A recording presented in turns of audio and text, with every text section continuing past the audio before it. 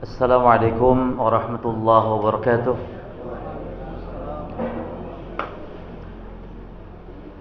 Alhamdulillah rabbil alamin, wassalatu wassalamu ala rasulillahil amin wa ala alihi wa ashabihi at-tayyibin at-tahirin wa man tabi'ahum bi ihsanin ila yaumiddin, amma ba'd.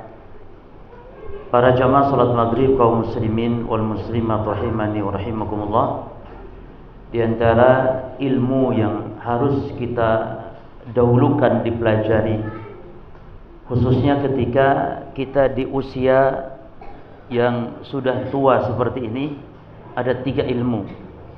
Yang pertama ilmu tentang akidah, tentang tauhid, karena dia pondasi dari seluruh amalan. Yang kedua ilmu berkaitan tentang ibadah, termasuk muamalah. Dan yang ketiga ilmu berkaitan adab dan akhlak. Inilah 3 ilmu yang harus didahulukan kepada orang-orang yang mungkin baru mengenal Islam atau orang-orang yang baru mengenal dakwah ini. Maka inilah di antara yang kita kaji insyaallah berkaitan tentang adab. Para ulama telah mengarang kitab khusus berkaitan tentang adab, baik ulama-ulama terdahulu, ulama-ulama kontemporer sekarang juga demikian. Di antaranya Imam Ibnul Qayyim misalnya punya kitab namanya Zadul Ma'ad, kitab yang berisikan tentang sejarah Nabi yang ditinjau dari sisi ibadahnya, adab-adab dan akhlaknya Nabi sallallahu alaihi wasallam, kurang lebih dalam 5 jilid, kitab besar. Demikian pula Al-Imam Ibnu Muflih misalnya punya kitab namanya Al-Adab Asy-Syar'iyyah, menjelaskan tentang adab-adab Islam. Demikian pula Al-Imam As-Safaraini punya kitab namanya Ghidaul Albab, dan banyak yang lain-lainnya, kitab yang khusus membahas tentang masalah adab. Berarti para ulama memberikan perhatian khusus tentang masalah adab. Dan adab ini berjamaah ada yang hukumnya wajib, yakni berdosa kalau tidak diamalkan adab ini. Contoh misalnya, makan dengan tangan kiri itu hukumnya haram. Berarti makan dengan tangan kanan hukumnya wajib. Ada yang hanya mustahab, ini kalau dilakukan berpahala, kalau tidak berdosa, tapi rugi. Seperti adab ketika tidur dan semisal yang nanti akan kita kaji insyaallah. Jadi adab ada yang berhukum wajib, ada yang mustahab.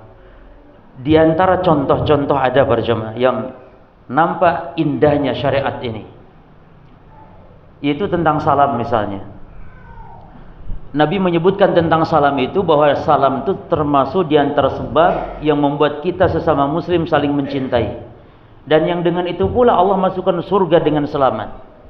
Kata Nabi ketika hijrah ke Madinah, sahabat mantan Yahudi namanya Abdullah bin Salam mengatakan, selalu terngiang di telinga saya sabda Nabi saat beliau hijrah, yaitu kata Nabi, ayuhan nas afsus salam wa at'imut ta'am wa silul arham wa sallu bilail wan nasu niyam tadkhulul jannata bisalam. Wahai manusia, tebarkan salam, berilah orang makan, sambung tali kekerabatan, dan salatlah ketika orang sedang tidur, maka kalian akan masuk surga dengan selamat. Jadi salam ini perkara yang agung. Dan di antara indahnya adalah Islam ini, ketika kita kenal tidak kenal saling mengucap salam, saling melempar doa jemaah. Assalamualaikum. Salam ini maknanya assalam, nama Allah. Semoga Allah menyertaimu di dunia dan di akhirat. Maka tidak boleh untuk orang kafir. Tidak boleh ucapkan assalamualaikum untuk orang kafir. La tabda'ul yahud wala nasara bisalam. Jangan kalian dahului orang Yahudi Nasrani dengan salam, enggak boleh. Karena salam adalah khususan umat Islam, umat yang beriman kepada Allah. Jadi makna yang pertama, assalamu, yakni Allah assalam, semoga bersamamu terus dunia akhirat, menyertaimu dunia akhirat. Yang kedua, assalam yakni keselamatan. Jadi semoga engkau selamat di mana? Di dunia wal akhirah. Jadi salam itu agung jemaah. Ada orang yang dikasih salam itu tidak mau. Assalamualaikum, halah salam tok tiap hari, kasih duit po katanya. Apa ya akhi duit ya akhi? Dikasih salam tidak mau. Salam tiap hari, coba ngasih duit, ngasih oleh-oleh, hadiah kata. Ya akhi, itu hadiah yang teragung, hadiah yang paling agung. Assalamualaikum. Taib, di antara adab salam jemaah minas sunnah ilqa'us salam amma radduhu fahuwa wajib. Mengucap salam itu sunnah, tidak wajib, tapi menjawabnya wajib. Ini berdosa kalau orang mengucap salam tidak dijawab. Dan dalilnya ada dalam masalah ini. Seperti Allah mengatakan wa idza huyitum bitahiyyatin fahayyu ini perintah. Apabila kalian dihormati dengan suatu penghormatan ucapan salam, maka balaslah bi ahsana minha, yang lebih baik, aw radduha, atau balas yang setimpal.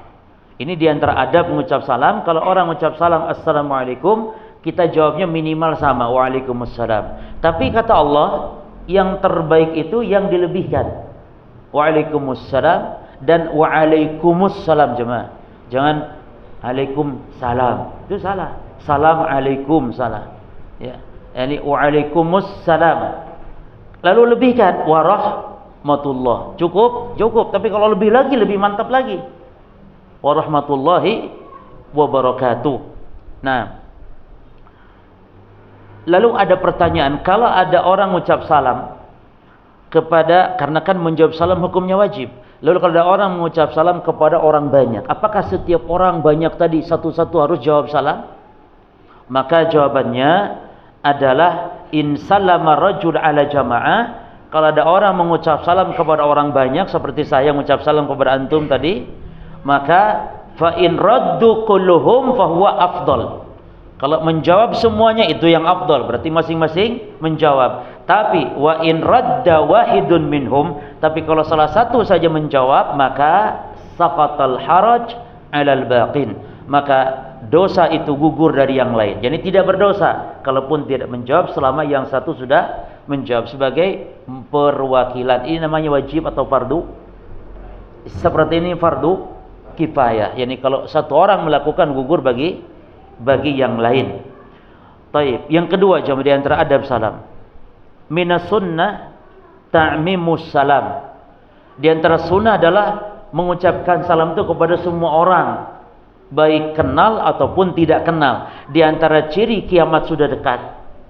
Di antara ciri kiamat sudah dekat adalah salam itu hanya kepada orang-orang yang dikenal saja.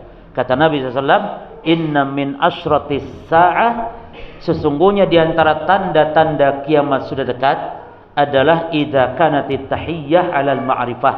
Ini kalau ucapan salam hanya kepada yang kenal saja.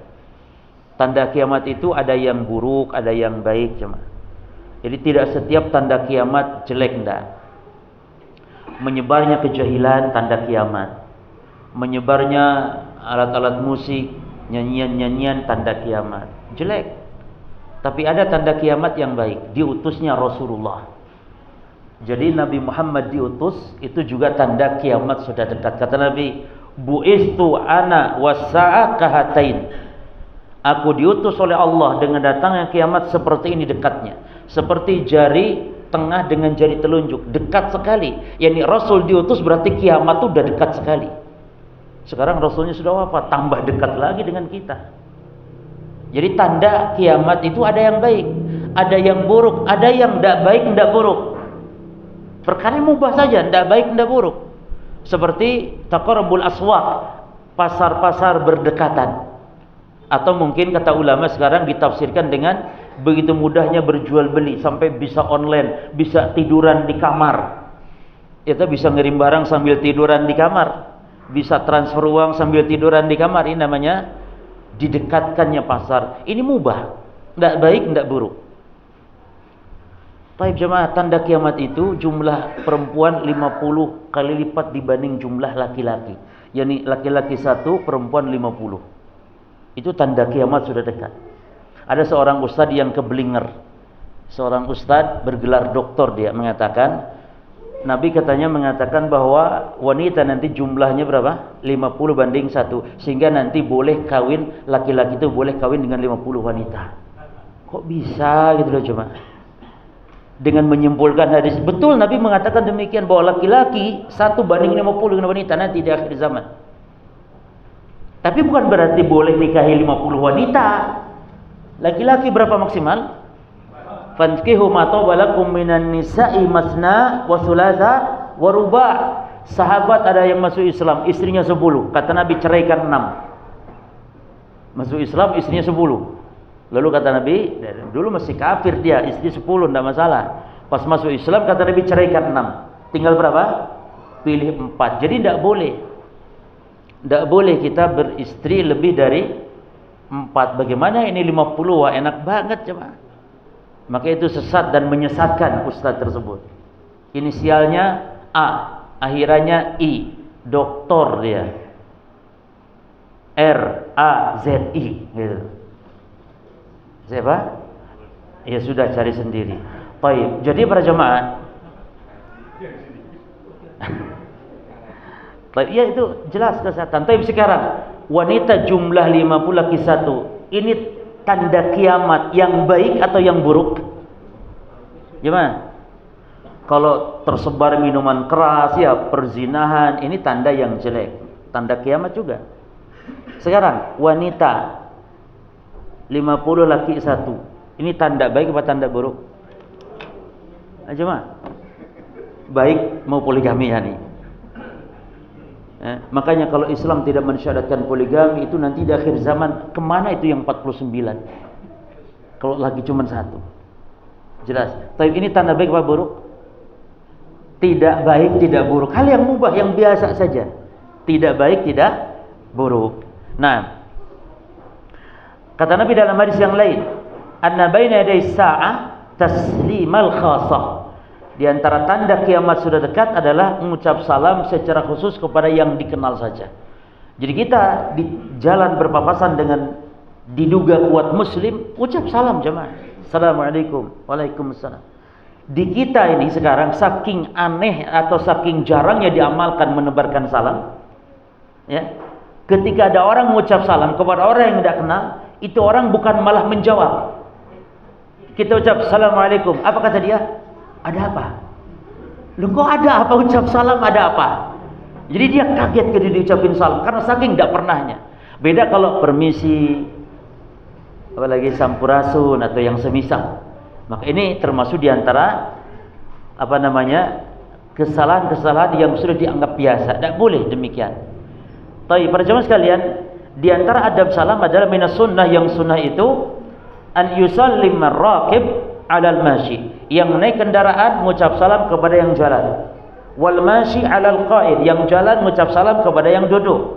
Wal qalil 'alal katsir, yang jumlah sedikit mengucap salam lebih dulu kepada yang jumlahnya banyak. Was-saghir 'alal kabir, dan yang kecil usianya, maksudnya mengucap salam duluan kepada yang usianya lebih besar atau lebih tua.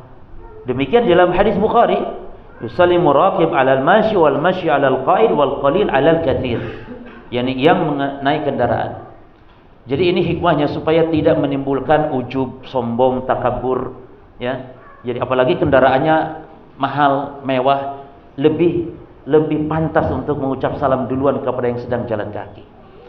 Juga supaya orang tidak ada timbul iri, dengki, kecurigaan dan yang lainnya. Ini diantara hikmahnya para jemaah. Demikian indahnya syariat Islam.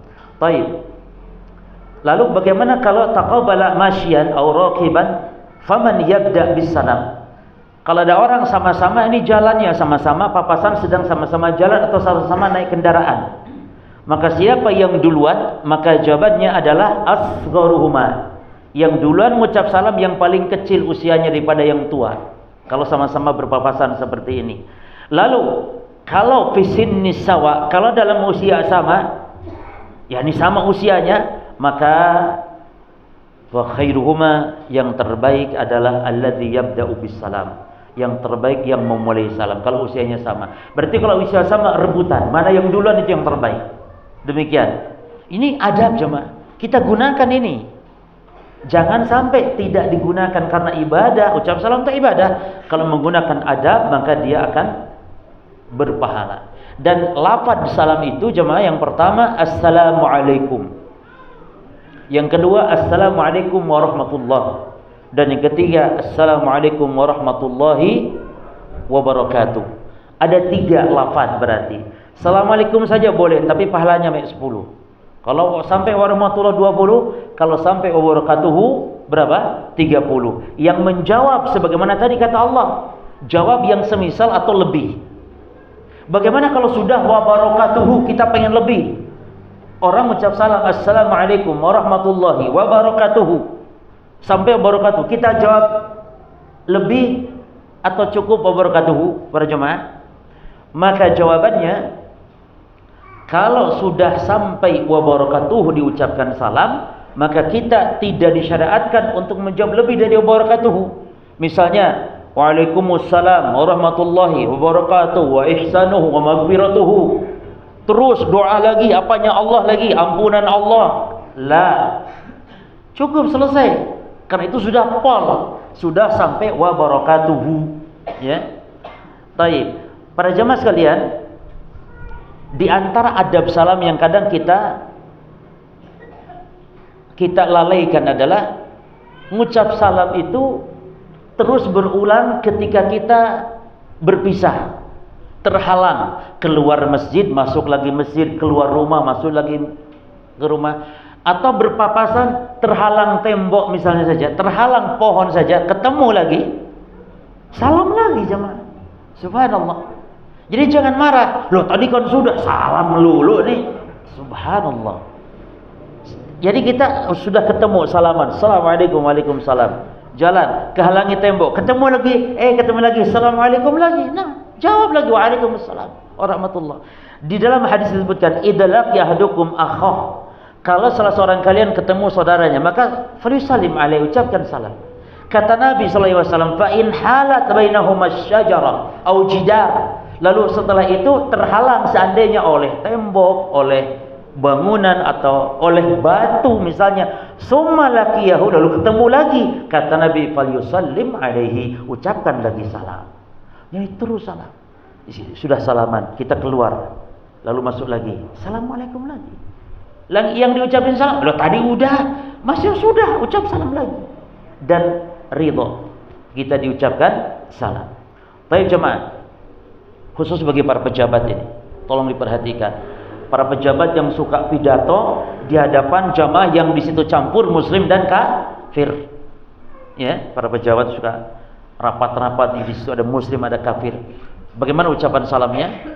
Maka di sini kita katakan jawazus salam ala majlisin fihi akhlaq bainal muslimin wal musyrikin. Dibolehkan mengucap assalam, yakni dengan assalamualaikum warahmatullahi wabarakatuh, kepada serombongan jamaah yang di situ campur ada muslim, ada kafir. Jadi ucapkannya apa? Assalamualaikum warahmatullahi wabarakatuh, tanpa ditambah dengan salam, tanpa ditambah dengan astu aste. Apa? Oh, ya wis. Enggak usah, cukup kita salam Islam dan diniatkan kepada siapa? Kepada siapa? Kepada muslim yang ada di situ, walaupun muslim sendirian, kafirnya 1000 orang. Allahu Akbar. Muslim sendirian, kafirnya di situ ada 1000 orang. Antum ngomong di situ salam, apa ucapannya? Assalamualaikum warahmatullahi wabarakatuh, kepada muslim diniatkannya. Lalu kepada yang lain boleh tidak? Kalau dirasa perlu boleh, tapi sekedar ucapan apa? Karena Nabi melarang. Tidak boleh mengawali salam kepada orang kafir yang dengan assalamualaikum, tidak boleh. Tapi kalau harus pun, maka dengan ucapan selamat pagi dan yang semisal. Jadi tidak boleh dengan ucapan salamnya mereka, syiarnya agama mereka. Kalaupun boleh, assalamualaikum warahmatullahi wabarakatuh, lalu selamat pagi kepada apa? Masuk kepada kafir sekalian, kepada hadirin sekalian. Begitu. Jelas? Itu pun kalau dianggap perlu, kalau tidak cukup assalamualaikum saja. Sebab Nabi SAW pernah mengendarai keledai saat itu mau menjenguk salah seorang sahabat yang sakit. Nabi bonceng di belakang beliau Usamah bin Zaid menjenguk sahabat Sa'ad bin Ubadah saat itu, sebelum terjadi peristiwa perang Badar. Maka berjalan di situ dan ternyata nyampe di situ Nabi mendapati sekelompok orang, ada Abdullah bin Ubay bin Salul, lalu ada orang-orang musyrikin, ya. Lalu ada juga penyembah berhala di situ, ada juga Yahudi. Maka Nabi SAW turun dari keledai beliau, lalu beliau mengucapkan Assalamu alaikum. Nabi mengucap salam. Fassalaman Nabiyyu sallallahu alaihi wasallam wa waqafa. Nabi mengucap salam, lalu Nabi berdiri, lalu Nabi turun, Nabi berdakwah. Jadi syahidnya di sini adalah, atau segi pedang di sini, Nabi mengucap salam, padahal di situ campur aduk, ada muslim, ada kafir. Padahal muslimnya pun hanya sendiri saja. Mungkin berdua dengan Usama bin Zaid, dan banyaknya di situ orang-orang musyrik. Maka wal ibtida bisalam ala qaumin fihim muslimun wa kuffar mujma'un ala jawazihi kama qala an-Nawawi rahimahullah. Maka memulai salam dengan ucapan Assalamualaikum warahmatullahi kepada serombongan orang yang campur ada muslim ada kafir, ini ijma' ulama tentang bolehnya. Kalau ada yang melarang maka sesat berarti, karena menyelisihi apa? Menyelisih apa jemaah? Ijma'. Kalau menyelisih ijma' itu sesat. Kalau menyelisih madhab atau pendapat mayoritas, enggak. Yang disebut sesat itu kalau menyelisih ijma'. Kalau ulama ijma' tentang bolehnya lalu melarang, sesat. Tapi kalau memang ucap salam syiar agama mereka, memang dilarang, enggak boleh. Jelas? Di antara adab salam berjamaah, jawazus salam alal musolli. Ini kadang-kadang kita yang kita yang kadang tinggalkan. Saking pentingnya salam loh jemaah. Orang yang sedang sholat pun boleh kita ucapkan salam. Tapi yang sedang sholat jangan jawab. Sedang sholat, Assalamualaikum, Waalaikumsalam. Batal ya ke sholatnya. Tapi jawabnya dengan isyarat atau jawabnya nanti setelah salam. Jawabnya nanti setelah salam. Para sahabat melakukan. Kalau memang terlarang mengucap salam kepada orang yang sedang sholat, kalau memang terlarang, Nabi akan larang sahabat. Tapi ketika Nabi diam dan Nabi biarkan sahabat mengucap salam, lalu Nabi jawab salam dengan isyarat menunjukkan bolehnya. Dan ini kadang-kadang kita remehkan. Berarti saking pentingnya jemaah mengucap salam. Orang sedang sholat saja lalu diucapkan salam, apalagi yang tidak sedang sholat. Dan nanti akan ada fadilah tentang salam para jemaah ya. Keutamaan salam kepada anak dan istri kalau kita masuk rumah. Luar biasa jemaah. Itu banyak kita tinggalkan. Kita mengucap salam kepada orang lain, kepada teman, kepada tetangga, teman sekantor atau semisal. Tapi masuk rumah langsung barbar, buka pintu la salam wala kalam. Langsung udah matang belum? La ilaha illallah. Nanya bukan salam dulu, tapi udah matang belum? Katanya udah lapar nih. Gitu. Enggak ada gitu seorang suami nanya kepada istrinya demikian. Salam dulu, senyum dulu. Yang berhak mendapatkan senyuman kita siapa jemaah? Istri sebelum orang lain. Yang paling berhak mendapatkan kasih sayang kita, kemudian lemah lembut tutur kata kita siapa? Istri dulu sebelum orang lain. Ini tidak. Kalau kepada orang lain lembutnya minta ampun, tapi kalau kepada istri nampak aslinya. Makanya kata Nabi, ciri orang baik tidak baik itu nampak aslinya kalau dia di rumah sama istrinya. Lihat istrinya, tanya istrinya. Kalau kata istrinya baik, khalas ini orang berarti mantap ini. Tanya istrinya. Gimana suamimu? Aduh suami saya nih. Kalau sudah aduh suami saya, aduh musibah sudah. Tapi kalau suami saya nggak ada duanya, mantap tutur katanya, masya Allah lembut selalu. Itu baru mantap. Makanya kata Nabi, khairukum li ahlihi wa ana khairukum li ahli. Sebaik-baik kalian tuh yang baik bukan kepada orang. Sebaik-baik kalian tuh yang paling baik kepada anak dan istrinya. Baik, Suhaib Ar-Rumi pernah meriwayatkan, kata beliau, marartu bi Rasulillah. Saya pernah melewati Rasulullah wa huwa yusolli, sedang salat beliau. Lalu fasalamtu alaihi, lalu saya mengucap salam kepada Rasulullah. Lalu faradda isyarah, maka Nabi menjawab salamnya dengan isyarat. Bagaimana isyaratnya jemaah? Boleh dengan tangan begini. Boleh dengan bebas karena Nabi tidak membatasi, yang penting isyarat. Tolong diperhatikan, hatta kalau kita sholat di kendaraan, jemaah, sholat di kendaraan itu isyarat itu, ruku, sujud itu isyarat itu ya dengan kepala jemaah. Yang namanya isyarat itu dengan kepala atau dengan tangan. Jadi kalau kita sholat di kendaraan, jangan sampai kita bungkuk, tapi yang penting kita isyarat seperti ini. Ya. Ruku, lalu sujudnya isyarat juga tapi agak bungkuk. Jadi jangan begini. Makanya kalau sholat sedang duduk di atas kendaraan, jangan sujud kepada benda, nggak boleh. Nggak boleh. Sujud itu hanya di tanah, di bumi. Kalau sujud kepada benda, sekarang ada kursinya, Pak, dijual kursi bagi sholat orang yang sakit, lalu dibuatkanlah di sininya meja. Untuk apa? Untuk sujud. Itu kursi yang bid'ah. Kursi yang bid'ah itu. Karena sujud seperti itu terlarang, tidak boleh. Jadi sujudnya isyarat saja kalau tidak bisa sujud. Ya. Baik, jadi Nabi berisyarat. Qala wala a'lamuhu illa qala isyaratan bi usbu'ihi. Dan aku tidak mengetahui selainnya, yakni isyarat Nabi kecuali dengan isyarat jarinya. Ulama menjelaskan bentuk isyarat boleh bebas dengan jari atau dengan isyarat dengan jari yang menunjukkan menjawabnya salam. Nah, dianjurkan untuk mengucap salam ketika masuk rumah. Rumah kita sendiri, jemaah. Di dalam sebuah hadis bahwasanya Nabi SAW mengatakan ada 3 golongan manusia yang kulluhum dhaminun 'ala Allah. Ingat ini hadis ini. Antum hafalkan hadis ini. 3 orang yang dijamin oleh Allah. Apa maksud dijamin? In 'asha kufiya, kalau hidup dicukupi oleh Allah. Wa in mata, dijamin kalau mati di hari itu, maka dakhalal jannah, dia masuk surga.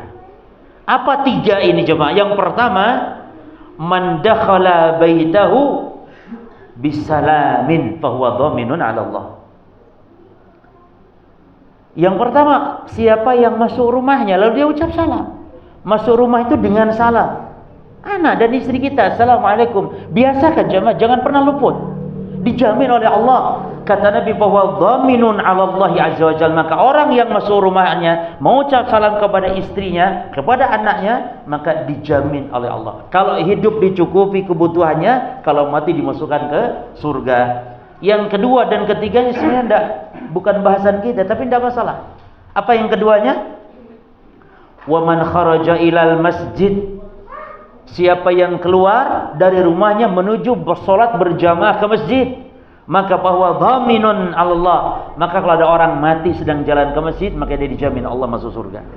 Orang sedang di jalan Allah fi sabilillah. Maka jemaah sekalian, di antara langkah yang paling afdol dan paling utama ketika seorang muslim melangkahkan kakinya kemana? Ke masjid. Dan itu jalan. Jalan dalam banyak hadis, bahkan Jumatan itu disebutkan secara khusus. Man ghasala fi yaumil jum'ati wa igtasala. Siapa yang mandi di hari Jumat dan menyempurnakan mandi seperti mandi junub. Wa bakara abtakhara, yang berangkatnya pagi-pagi.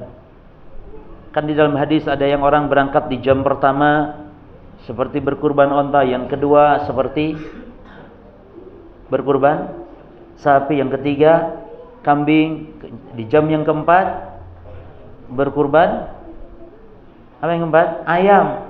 Yang terakhir berkurban telur. Kapan yang telur? Itu yang jam 11 berangkat telur itu, jemaah. Yani dari syuruk sampai, kalau syuruk jam 6, syuruk sampai datang waktu sholat duhur, sholat Jumat. Dari syuruk hitung, itu dibagi 5 tuh. Syuruk, andai syuruk jam 6, maka yang berangkat di jam pertama berangkat jam berapa? Kalau syuruk jam 6, jam 7. Yang Jumatan berangkat jam 7 seperti kurban unta. Ada sekarang antum pernah jam 7? Wallahi tidak pernah.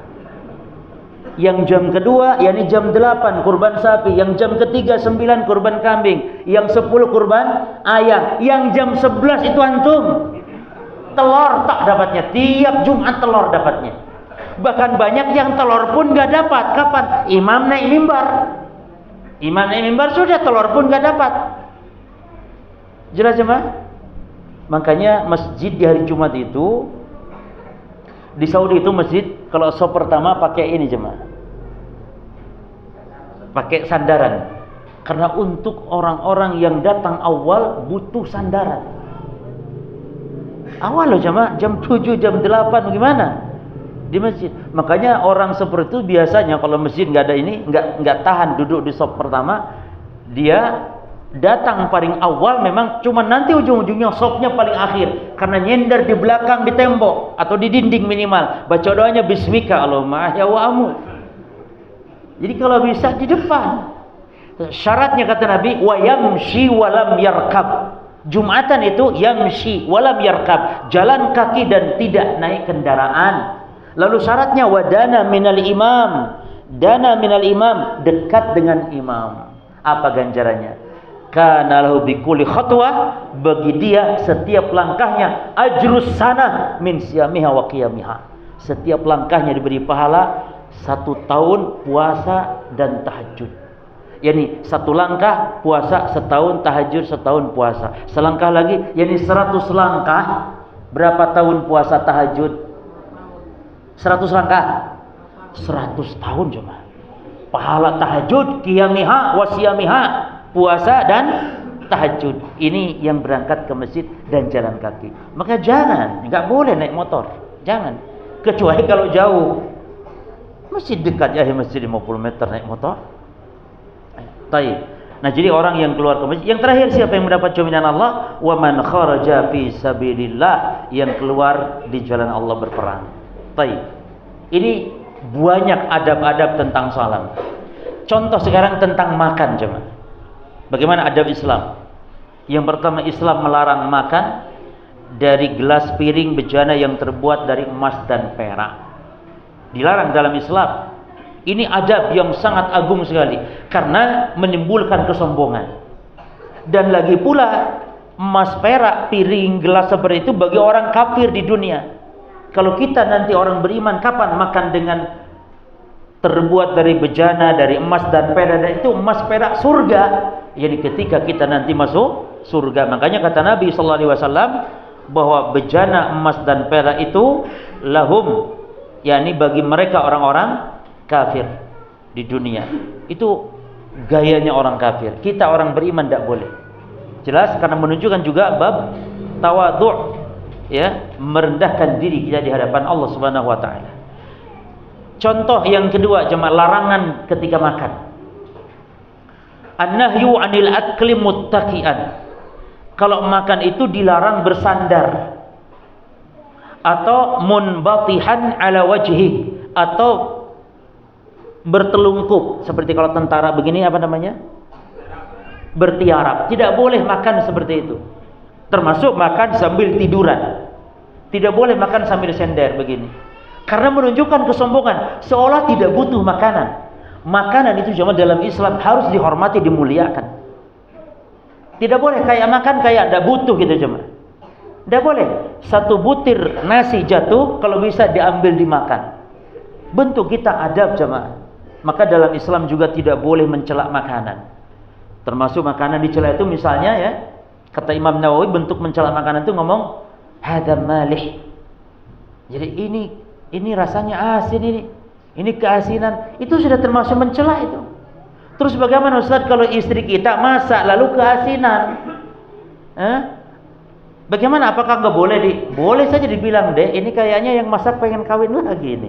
Keasinan kurang," misalnya. Boleh, tapi jangan dicela. Makanan apa ini asin banget kayak gini.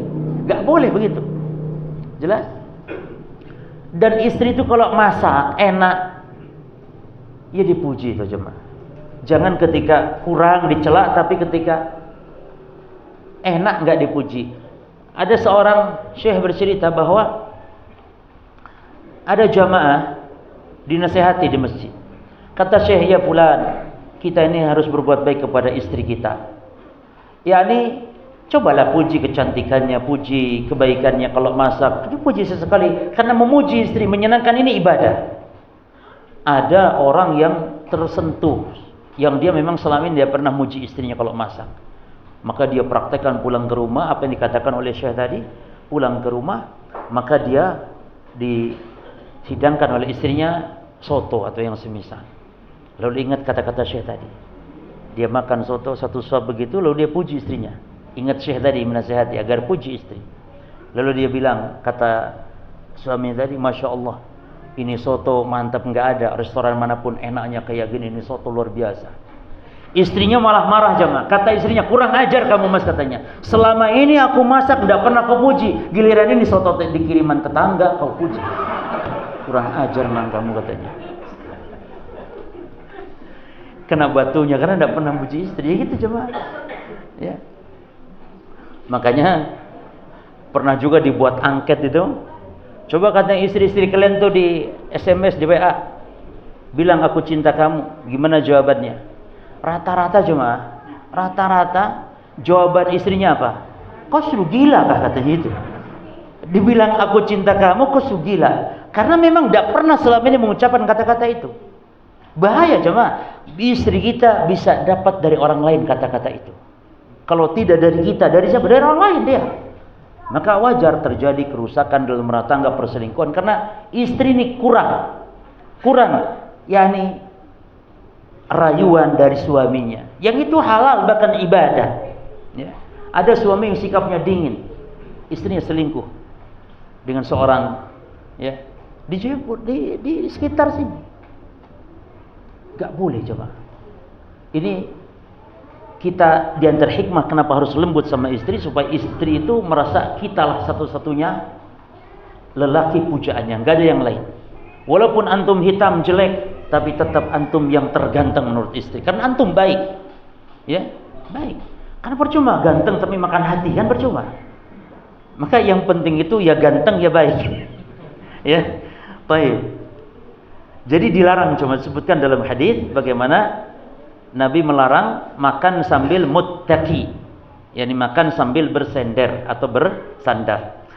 Tapi para jemaah sekalian, di antara adab makan yang kadang kaum muslimin menggunakan akalnya sehingga dia menolak. Ini padahal adab Islam yang demikian indahnya. Yaitu apa? Taqdimul akli ala shalah inda huduri ta'am. Yaitu mendahulukan makan daripada salat. Walaupun sudah qomat, dahulukan makan. Dengan syarat apa? Makanan sudah terhidang dan perut dalam keadaan lapar.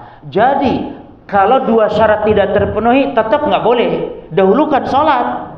Tapi kalau dua syarat terpenuhi, apa yang pertama? Lapar. Terus yang kedua, masih lapar kalau makannya tidak ada. Sholat. Tapi ini lapar banget, makanannya dihidangkan dan sudah matang, siap disantap. Maka walaupun qomat nggak peduli, biarkan qomat. Biarkan sholat berjamaah terluput. Ustadz, ini bener tak? Serius nih? Nah, itulah adab. Kalau secara akal, ini ngedepanin perut ini daripada hak Allah. Mengedepankan hak perut daripada hak Allah. Begitu menurut akal orang-orang awam. Tapi tidak, kata Imam Ibnu Jauzi, justru kita makan dulu dalam rangka apa? Mendahulukan hak Allah. Karena kalau kita paksa makan dalam keadaan lapar sementara makanan sudah terhidang, maka sholat tidak akan khusyuk, sehingga hak Allah akan luput jemaah. Tapi ketika makan dulu dan nanti sholat, karena ini bagian dari udzur. Makanya perhatikan kata Nabi SAW, idza wudi'al asya wa uqimatis shalah fabda'u bil asya. Kalau dihidangkan makan malam, walaupun dalam hadis makan malam, tapi semua makan. Walaupun makan siang, mungkin zuhur, dan sudah dikumandangkan sholat atau sudah dikumandangkan iqamah, maka kata Nabi, ini perintah, fabda'u bil asya, maka dahulukan makan daripada sholat. Bahkan praktek Ibnu Umar demikian. Ibnu Umar makan loh, dan mendengar imam. Ibnu Umar makan, mendengar imam sedang baca. Kalau orang lihat loh, ini orang kok malah makan, orang sholat kok malah makan, kan demikian tuh jemaah. Maka ini juga harus dijaga. Jangan sampai kelihatan orang awam nanti akan menimbulkan fitnah. Orang awam main tuduh saja. Ini orang sholat kok malah makan, dilihat jenggotan, dasar Wahabi berarti. Tuh Wahabi lagi disalahin. Padahal ini adab. Jelas jemaah. Jadi antum dalam mempraktekkan sunnah itu harus apa? Harus jaga. Kalau di depan orang awam jangan. Contoh kalau hujan deras, muadzin kalau sunnah baca apa jemaah? Setelah hayya ala salah, sallu fi rihalikum, sallu fi rihalikum, atau selesai adzan, sallu fi rihalikum. Coba kalau langsung main praktek, nanti ada orang dengar, ini yang adzan siapa kok sallu fi, apa sallu fi rihalikum ini? Sehingga dituduh lagi dasar Wahabi lagi. Karena antum salah mempraktekannya. Salat pakai sandal, naam sunnah, tapi bukan di masjid yang ada karpet kayak gini juga. Sholat pakai sandal sunnah kalau masjidnya tanah. Sholat pakai sandal sunnah. Kata Nabi, "Shallu fi ni'alikum fa innal yahud wan nasara la yusalluna fi ni'alihim." Salatlah kalian kaum muslimin pakai sandal, pakai sepatu kalian, karena Yahudi Nasrani enggak mau salat pakai sandal, pakai sepatu. Maka menyelisih mereka sunnah. Taib. Antum kalau sedang tidak pakai sandal misalnya, lalu mau salat, apakah sunnah pakai sepatu? Al-jawab, tergantung keadaan. Kalau bersengaja mendadak pakai sepatu sekedar untuk sholat, ini tidak sunnah. Tapi maksudnya ketika antum safar pakai sepatu, sholat di atas sepatu tersebut, tidak harus dicopot itu jemaah. Jelas maknanya? Maka sholat menggunakan sepatu, sholat menggunakan sandal itu sunnah. Ibnu Umar idza qudima lahu asya'ahu, Ibnu Umar kalau dihidangkan makan malamnya, wa hadaratis shalah, lalu dikumandangkan iqamah salat, beliau la yaqum, beliau tidak berdiri salat hatta yafrughum minhu, sampai selesai makannya. Dan sebagian ulama, kata Imam Nawawi, bahkan ulama Syafi'iyah mengatakan bolehnya makan ini hanya 1 suap 2 suap saja, supaya tetap cepat-cepat untuk pergi salat. Kata Imam Nawawi, ini pendapat yang keliru. Buktinya Ibnu Umar mempraktekkan makannya sampai selesai. Bahkan disebutkan dalam hadisnya, wala ya'jal, jangan keburu-buru makannya, hatta yaqdiya asyahu, sampai selesai makan malamnya. Kata Imam Nawawi, perkataan jangan keburu-buru tapi sampai selesai makannya, kata beliau, ini menunjukkan bahwa keliru di antara banyak ulama atau sebagian ulama Syafi'iyah, ya, yang memerintahkan makannya hanya 1 suap 2 suap saja. Kata beliau, wa amma ma ta'awwalahu ba'du ashabina, adapun apa yang ditakwilkan atau yang ditafsirkan oleh sebagian ulama-ulama kami madhab Syafi'i, ala annahu ya'kul luqman atau luqaman, yakni hanya memakan 1 suap atau 2 suap saja, yang yaksiru bi syiddatal ju', sekedar menghilangkan lapar saja, falaisa bisahih, maka itu tidak benar, kata Nawawi. Jadi makannya itu memang 1 piring selesai dan tenang, jangan juga keburu-buru kayak gini makannya, tenang sampai selesai. Wa hadzal hadis sharihun fi ibtalihi, dan hadis Ibnu Umar jelas membatalkan pendapat tersebut yang mengatakan makannya cuma berapa? 1-2 suap saja, tapi makan sampai memang selesai, sampai kenyang. Taib. Perhatikan jemaah, apakah wajib yakni makan? Yakni kalau dihidangkan makanan, dikumandangkan salat, gitu. Apakah wajib makan karena hadis memerintahkan? Ya kan, kata hadis apa? Apabila dihidangkan asya lalu dikumandangkan salat, maka dahulukan apa? Dahulukan makan. Ini kan perintah. Sementara hukum asal perintah hukumnya apa? Wajib. Jelas? Apakah wajib para jemaah? Maka para ulama mengatakan perintah makan ini ada syaratnya tadi. Jadi kalau memang tidak lapar, tidak harus mendahulukan makan, silakan salat dulu kan. Kalau tidak lapar, walaupun sudah dihidangkan, walaupun tercium aroma, masya Allah mantap sekali, enak sekali, tidak usah. Kalau kita belum lapar, atau karena laparnya tidak banget sehingga tidak mengganggu, maka salat tetap didahulukan. Jadi hadis berkaitan dengan apa? Ketika kita memang lapar. Taib. Di antara adab makan jamaah, di antara contoh, at-tasmiyah fi ibtida'il akli wasyurbi wa hamdulillahi ta'ala ba'dahuma. Membaca bismillah itu ketika di awal makan atau minum, dan membaca alhamdulillah di akhirnya. Dan ini sunnah. Ya. Bahkan sampai kalaupun lupa para jamaah, ingat di tengah-tengah makan tetap membaca bismillah fi awalihi wa akhiri, atau bismillah awalahu wa akhirahu. Jadi karena kalau kita makan tidak baca bismillah, syaitan akan ikut makan bersama kita.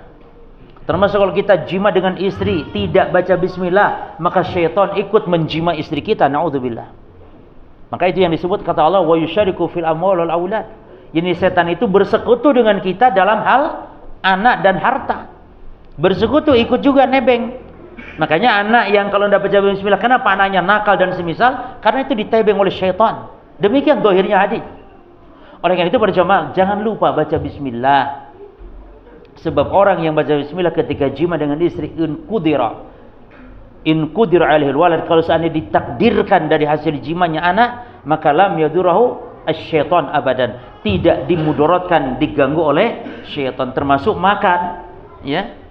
Baik, kata Hudzaifah, kunna idza hadarna ma'an nabi ta'aman lam nadha aydiyana hatta yabda Rasulullah sallallahu alaihi wasallam fayad'a yadahu, ya. Kami kalau dihidangkan makanan, maka kami tidak menyentuh dulu kecuali Rasul yang pertama menyentuh makanan tersebut. Dan pada suatu hari dihidangkan makanan, lalu datanglah seorang budak perempuan jariyah, ka'annaha tudfa. Baik, salat pada jemaah ya. Habis salat kita lanjutkan, Allah a'lam. Nah. Para jamaah kaum muslimin wal muslimat rahimani wa rahimakumullah. Nabi sallallahu alaihi wasallam pernah bersabda kepada anak tiri beliau, yaitu yang bernama Umar bin Abi Salamah. Kata Umar bin Abi Salamah, dia bercerita, kuntu gulaman fi hajri Rasulillah sallallahu alaihi wasallam. Dulu saya pernah ketika masih anak-anak di asuhannya Rasul sallallahu alaihi wasallam, karena Rasul menikah dengan Ummu Salamah. Ummu Salamah janda dari Abu Salamah, punya anak namanya Umar bin Abi Salamah, dipelihara oleh Nabi sallallahu alaihi wasallam. Wa kanat yadi tatishu fi suhfah.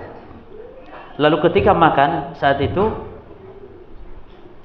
tangan saya kemana-mana, gitu ya. Tangan saya kemana-mana. Lalu wa kanat yadi tatishu fi suhfah. Faqala li Rasulullah sallallahu alaihi wasallam, maka Rasul mengatakan kepada saya, ya gulam samillah, wahai anak, kalau makan itu baca bismillah. Bukan bismillahirrahmanirrahim, bukan, tapi menyebut nama Allah, yakni membaca bismillah saja tanpa rahmanirrahim. Wa qul bi yaminik, dan makan dengan tangan kananmu, wa qul mimma yalik, dan makanlah apa yang dekat denganmu. Yani kalau kita makan satu nampan dengan banyak orang, ya, kalau jenis makanannya sama, maka kita makan yang dekat kita saja, karena sama semuanya. Berbeda kalau memang beda apanya, berbeda-beda, seperti buah-buahan beda. Lalu ada hidangan di situ, ada apel, di sini ada lain, di sini lain lagi, maka kita boleh minta yang mengambil dari yang jauh, asal memang beda jenis makanan. Kalau makanan yang satu, maka tidak boleh, kecuali makan yang dekat dengan kita saja. Dan hakikat berjamaah saat makan adalah ketika nampannya satu, tangannya banyak. Bukan makan banyak orang tapi piring masing-masing, bukan begitu. Itu tidak berjamaah namanya. Yang berjamaah, yang berkah, yang dimaksud berkah kalau makan kita berjamaah adalah ketika makan satu nampan. Minimal kita jamaah praktekkan di rumah. Minimal kita praktekkan dengan anak, dengan istri kita. Kalau kita nggak bisa praktekkan dengan teman-teman kita, ya. Jadi maksud makan berjamaah demikian, yang kata Nabi akan menimbulkan keberkahan. Kemudian para jamaah sekalian, di antara contoh berkaitan tentang tidur, Islam mengatur bagaimana tidur. Bahkan tidur itu jamaah jangan dianggap remeh. Tidur itu adalah kita perpisahan, sehingga bisa jadi kita ini tidur namun tidak bangun lagi, kecuali nanti di alam kubur, atau kecuali kita bangun di hari kiamat nanti. Sehingga dalam tidur sangat ditekankan untuk berzikir, karena akhir yang dia baca saat tidur itulah yang akan menjadikan dia husnul khatimah. Ada wasiat Nabi kepada sahabat Al-Bara' bin Azib. Kata Nabi kepada sahabat Al-Bara' bin Azib, idza ataita madja'aka wa Bara', kalau kamu mau tidur, mau berbaring di pembaringanmu, kata Nabi, fatawadda wudu'aka lis-shalah, Maka berwudulah seperti wudunya mau sholat, bukan cuma cuci muka, tapi wudu seperti wudu mau sholat. Thumma tuju ala shikkikal aiman, lalu berbaringlah di lambung yang sebelah kanan begini. Thumma lalu baca doanya. Dan yang keempat terakhir, baca doa ini jadikan itu adalah akhir yang kau ucapkan. Apa doanya para jemaah? Allahumma aslamtu wajhi ilaik wa fawwadtu amri ilaik wa alja'tu dhuhri ilaik raghbatan wa rahbatan ilaik la malja wa la manja minka illa ilaik. Allahumma amantu bi kitabika alladhi anzalta wa bi nabiyyika alladhi arsalta. Selesai. Dan ini jadikan, kata Nabi, waj'alhunna akhir ma tatakallam bih. Jadikan doamu ini akhir yang kau baca. Jadi kalau kita baca Quran atau yang lain menjelang tidur, kan disunahkan baca apa kalau mau tidur? Tabarak dengan alif lam mim tanzil, as-sajdah dengan surah Tabarak, itu dibaca. Itu nanti ditutup dengan yang doa ini. Karena Nabi mengatakan jadikan ini akhir yang kau baca. Fa imitta fitikal laila, kalau kamu mati di malam itu, kata Nabi, kalau engkau mati di malam itu, fa anta 'alal fitrah, maka kamu mati di atas iman Islam. Jadi mati husnul khatimah. Kalau kita ngobrol yang lain setelah baca ini, maka baca lagi. Karena ini dijadikan akhir yang diucapkan saat tidur. Biasa suami istri mau tidur ngobrol-ngobrol dulu. Besok masak apa? Masak soto sudah. Tidur sudah itu. Berarti tidurnya di atas kalimat soto. Kalau mati berarti akhir yang diucapkan apa? Soto. Jelas ya, Ma? Jadi jadikan ini akhir yang diucapkan. Masalah tidur saja demikian. Maka tidur ini betul-betul perpisahan, ya. Demikian pula nafdul firas qabla al-ittijai alaihi, ditebah, ya, dipukul, ditebah tempat tidur sebelum dia tidur. Ini juga diantara adab-adab Islam yang harus diperhatikan.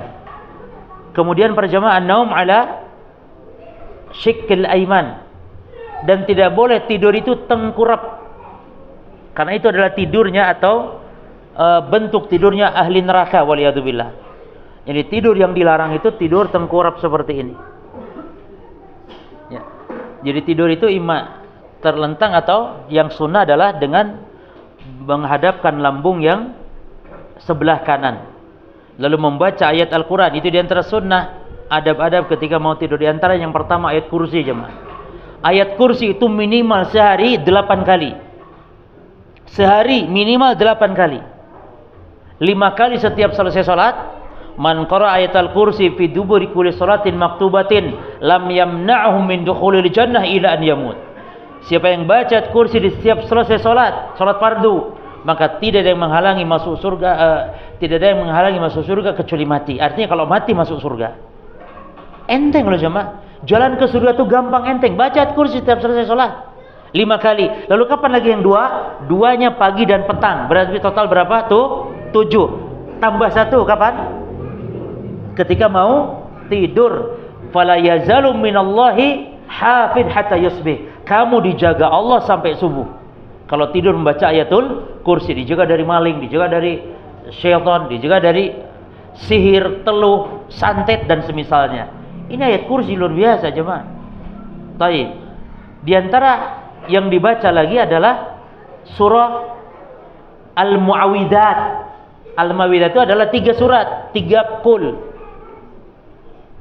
Qul huwallahu ahad, qul a'udzu birabbil falaq, qul a'udzu birabbin nas, mu'awwidzat. Apa itu mu'awwidzat? Surat-surat perlindungan, surat-surat tolak bala. Dibaca itu. Bahkan kalau bisa ditiupkan begini. Dibaca sambil ditiupkan, yakni udara kita ke tangan, lalu tangan diusapkan begini. Ya. Yang terjangkau diusapkan. Itu yang keberapa? Yang kedua. Di antara surat lagi yang dibaca surah Al-Kafirun jemaah. Dibaca surah Al-Kafirun menjelang tidur. Disebutkan dalam hadis kata Nabi sallallahu alaihi wasallam, Iqra qul ya ayyuhal kafirun. Ya. Bacalah qul ya ayyuhal kafirun fa innaha bara'atun minasyirk. Tsumma nam. Bacalah qul ya ayyuhal kafirun karena itu berlepas diri dari kesyirikan. lalu setelah itu tidurlah. Ya. Yang berikutnya baca surah apa? Tabarak dan Alif Lam Mim Tanzil atau ayat sajdah atau surat sajdah, bukan ayat sajdah. Surah sajdah. Jadi luar biasa, mau tidur saja kita harus melakukan ibadah hampir setengah jam atau hampir seperempat jam. Baca 2 surat ini. Surah sajdah. Karena Nabi SAW la yanam. Perhatikan, fi'il mudhari' dimasuki kana. Karena Nabi SAW la yanam. Fi'il mudhari' masuk kana. Maknanya apa? Lil istimrar. Nabi terus-terusan, tidak pernah berhenti. Nabi senantiasa terus-terusan, seumur hidupnya terus-terusan tidak tidur sehingga membaca 2 surat ini. Maka kita jemaah, kapan kita mempraktekkan? Ya. Mari diusahakan, memang demikian. Berat, tapi kalau sudah terbiasa insyaallah ringan. Lalu surat apa lagi? Ini ayat Quran toh ini. Surat yang dibaca menjelang tidur adalah 2 ayat terakhir dari surah Al-Baqarah. Kata Nabi sallallahu alaihi wasallam, "Man atau al-ayatani fi akhir surat Al-Baqarah." Ada 2 ayat yang terakhir di surah Al-Baqarah, man qara'ahuma fi lailatin, siapa yang membacanya di waktu malam, kata Nabi, la kafatah atau kafatahu, mencukupi kedua surat terakhir tersebut. Kata ulama, mencukupi dari solat tahajud. Yani enggak perlu tahajud, cukup baca ini. Dan ini kabar gembira bagi para pemalas. Yani cukup dengan 2 ini, 2 surat, 2 ayat terakhir.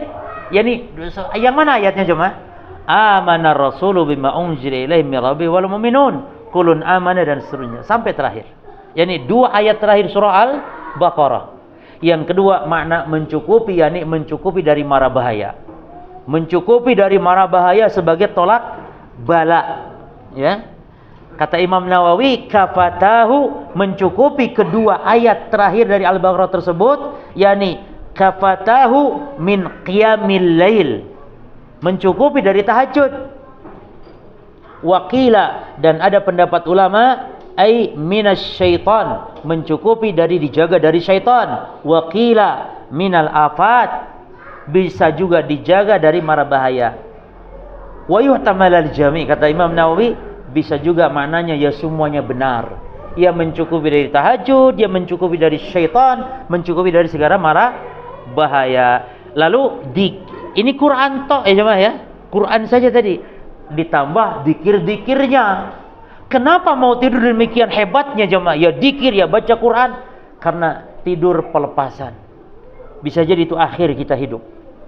Jadi betul-betul kita supaya mati husnul khatimah. Banyak kaum muslimin tidur akhir ya aktivitasnya apa?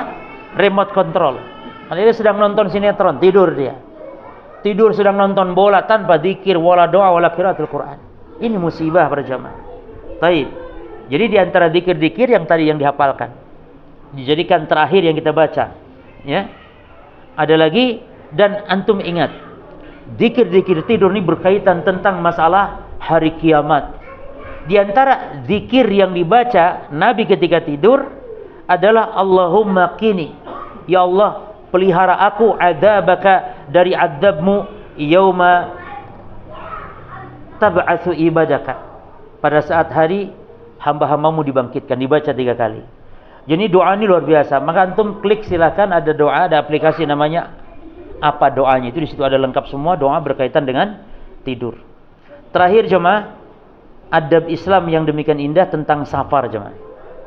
Pertama, safar itu qit'atun minal adab. Safar itu adalah bagian dari adab. Ya. Maka banyak syariat yang Allah berikan kemudahan keringanan, seperti sholat boleh jamaah qashar, seperti puasa boleh berbuka bagi yang memang berat safarnya. Maka di dalam safar banyak adab-adab yang perlu diperhatikan. Di antaranya makruh safar itu sendirian. Ya. Makruh safar sendirian jemaah. Jadi dianjurkan safar itu banyak. Kalau bisa bertiga. Dan di antara adab lagi kalau safar bertiga, yang satu ini harus diangkat sebagai amir, pemimpin. Ini menunjukkan berarti Islam sangat memperhatikan kepemimpinan. Safar saja harus diangkat pemimpin. Bagaimana dengan umat yang banyak ini. Ya. Jadi dibenci safar sendirian dan dianjurkan untuk mengangkat pemimpin ketika safar. Istihbab at-ta'mir, dianjurkan mengangkat pemimpin fi safar idza kanu salasa, kalau 3 orang faaksar atau lebih, sebagaimana Nabi SAW memerintahkan. Nah, kemudian para jamaah sekalian, dilarang kalau safar itu membawa anjing. Dilarang safar ada juga dengan ditemani oleh lonceng dan semisal. Yani di rumah, termasuk di rumah jangan sampai ada bunyi-bunyi lonceng.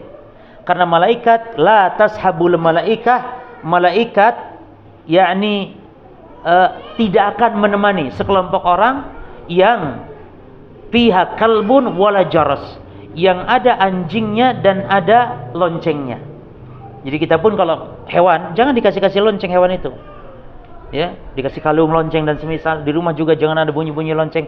Yang musibah lagi di masjid kaum muslimin, jamnya besar, buatan Jerman mahal, namun sayang bunyinya bunyi lonceng. Itu tidak boleh jemaah. Jam-jam yang ada di masjid-masjid kaum muslimin. Jaros lonceng itu sebabnya adalah munafirah al-malaikah. Kata Imam Nawawi, lonceng itu suara yang tidak disukai malaikat. Malaikat lari. Maka di rumah kita kalau ada bel pun jangan bunyi bel lonceng. HP juga, tapi bunyilah bunyi yang wajar, yang biasa. Ya. Yani annahu syabihun bin nawaqis atau li'annahu ma'alik al-manhi anha. Karena lonceng menyerupai menyerupai memang lonceng, dan juga lonceng karena sebab yang dilarang. Kemudian berjamaah, wanita dilarang safar tanpa mahram. Nabi mengatakan dalam hadis, la yahillu limra'atin, tidak halal, yakni haram. Bagi siapa? Wanita yang beriman, tu'minu billah, yang beriman kepada Allah wal yaumil akhir, beriman kepada hari akhir, antusafira, untuk bersafar masirata yaumin wa lailatin. Wanita dilarang safar tanpa mahram yang mana jarak tempuh perjalanannya sehari semalam. Pendapat yang benar jemaah dalam hal ini, yang penting patokannya safar. Karena dalam hadis ada 3 hari 3 malam. Jadi bukan masalah jarak, tapi patokannya safar. Wanita kalau keluar rumah, kalau cuma sekedar di Jayapura, maka itu bukan safar. Maka boleh sendirian tanpa mahram pun, selama dipastikan aman. Tapi kalau sudah keluar kota, mau aman mau tidak, kalau dalam kota boleh asal aman dipastikan. Tapi kalau luar kota mau aman mau tidak tetap tidak boleh. Jangan Ustaz sekarang sudah aman, nggak ada maling, nggak ada apa. Lah, hukum tetap berlaku dan itu tetap dilarang. Jelas ya, Ma? Jadi dalam hadis-hadis safar itu lafadznya ada yang mengatakan 3 hari, lafadz hadis ya. Ada yang mengatakan 2 hari, ada juga yang mengatakan sehari semalam. Makanya yang benar dalam hal ini, ikhtilaf memang ulama ukuran safar ya para jemaah. Namun yang benar, ukuran safar itu adalah dikembalikan kepada urf. Kalau urf adat memandang itu safar, maka jatuhlah hukum safar, sehingga dia boleh jamak qasar dan tidak boleh wanita safar tanpa mahram. Pertanyaannya sekarang,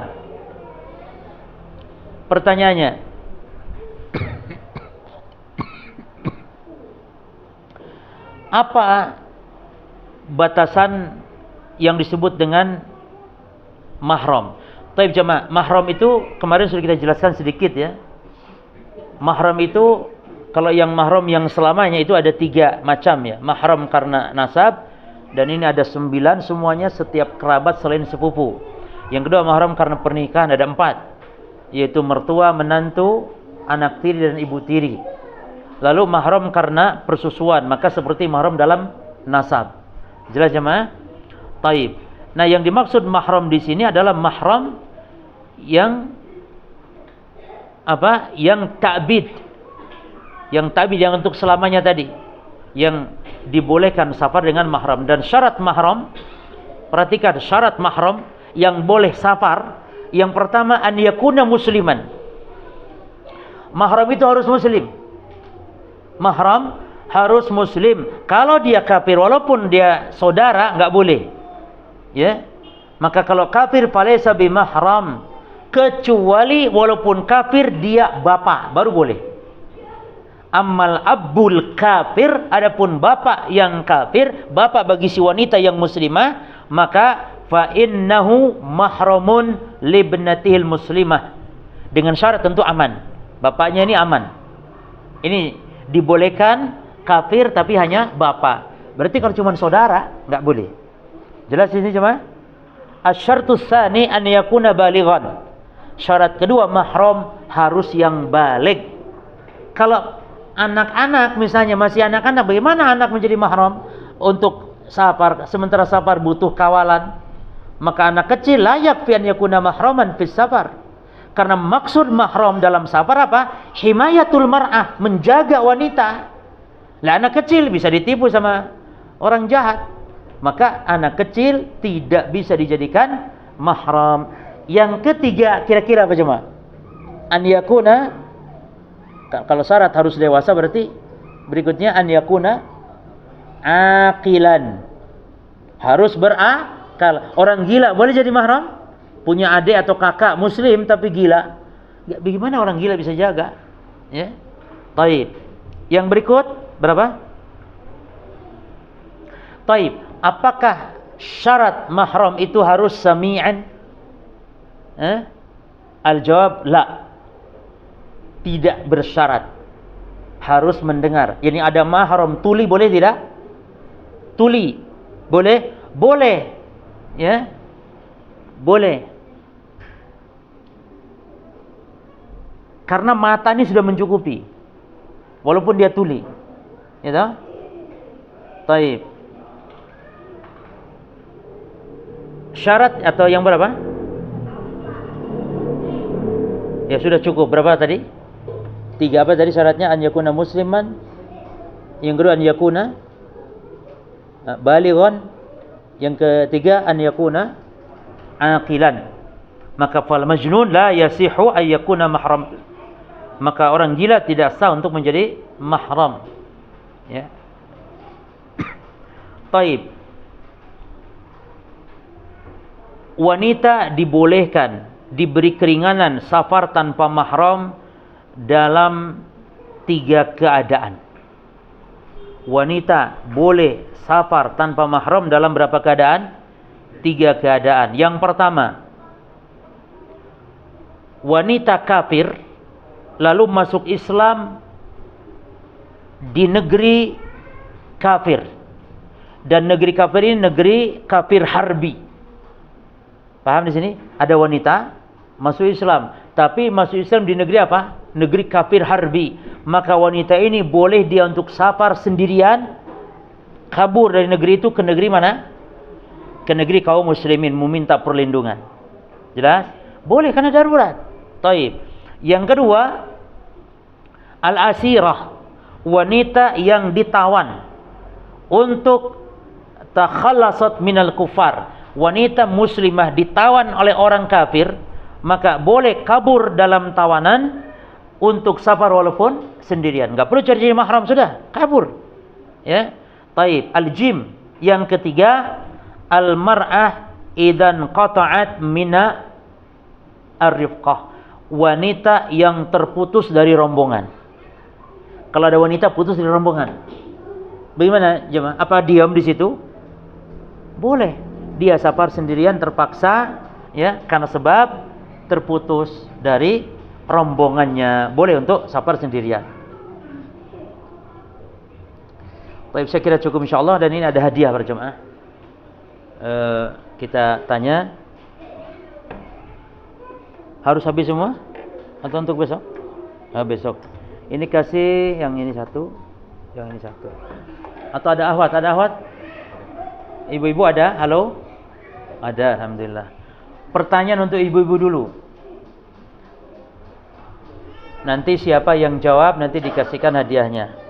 Pertanyaan untuk ibu-ibu dulu. Sebutkan 3 adab di dalam salam yang tadi disampaikan. 3 adab dalam salam. Apa yang pertama, kedua, dan ketiga? Silakan. Atau sulit? Atau kebanyakan? 3 ya. Kalau 3, 2 saja lah wis. Apa adab salam di antaranya?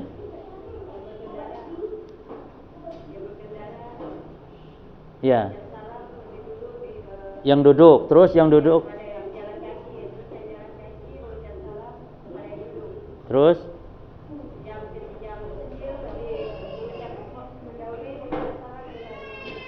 baik. Adab yang satu lagi apa? Itu salah satu adab. Yang satu lagi? Hah? Yaitu satu adab sudah. Adab yang lain apa? Apa hukum menjawab salam? Baik. Jemaah, bagaimana kalau anak kecil mengucap salam kepada kita? Apakah kita wajib jawab? Jemaah, wajib? Baik, wajib.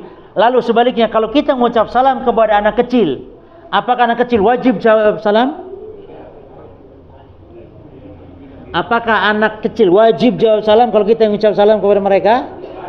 Al-jawab tidak, karena mereka belum taklif. Nah, silakan tadi yang jawab, kasih hadiah. Kasih ibu. Baik.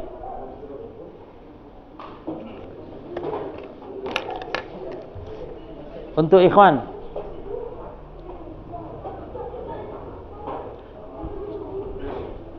sebutkan ikhwan 3 macam surat Quran atau 4 macam yang disebutkan, apa saja yang dibaca menjelang tidur. 4. Allah bersyukur. 1. Hah? Surat apa? Oh, 6. Surat Sajdah. Terus Tabarok. Ayat kursi. 2 ayat terakhir dari surah Al-Baqarah. Fadhal. Cukup jemaah ya. Ini dulu mungkin yang bisa kita sampaikan. Mudah-mudahan bermanfaat. Wallahu taala alam. Wa sallallahu ala nabiyina Muhammad. Subhanakallahumma bihamdika asyhadu an la ilaha illa anta astaghfiruka wa atubu ilaik. Assalamualaikum warahmatullahi wabarakatuh.